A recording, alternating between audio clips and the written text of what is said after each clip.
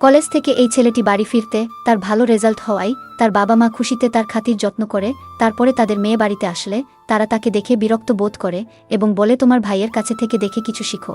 আসলে মেয়েটি ছেলেটির চাইতে আরও ভালো রেজাল্ট করেছিল। কয়েকদিন পরে মেয়েটির টেপের সমস্যা হওয়ায় সেটা ঠিক করার জন্য তার মায়ের কাছে থেকে টাকা চাইলে সে তাকে বকুবকি শুরু করে দেয়। আসলে তারা মেয়েটির প্রতি গুরুত্ব দিত না। তার কয়েকদিন পরে মেয়েটির জন্মদিনে তার মা একটি ছোট এবং কম দামি কেক আনে এবং বলে আর কয়েকদিন পরে তোর ভাইয়ের জন্মদিন, সেদিন বড় কেক আনবো। মেয়েটি তখন রেগে বলে, তোমরা শুধু তোমার ছেলেকেই ভালোবাসো, আমি কি তোমাদের মেয়ে না? তোমরা সব সময় আমার সাথে কেন অন্যায় করো? এই বলে সে রেগে উঠে চলে যায়। সে বাহিরে গিয়ে কান্না করলে তার ভাই বলে, তুমি তাদের উপরে কেন রাগ করছো?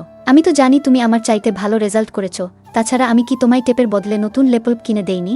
আমি তো তোমায় ভালোবাসি। এই দেখো আমি তোমার জন্য তোমার পছন্দের কেক এনেছি। মেয়েটি তখন খুশি হয়। প্রতিটি ভাই বোনের ভালোবাসা যেন এরকম অটল থাকে। ভিডিওটি ভালো লাগলে চ্যানেলটি সাবস্ক্রাইব করে পাশেই থাকুন। ধন্যবাদ।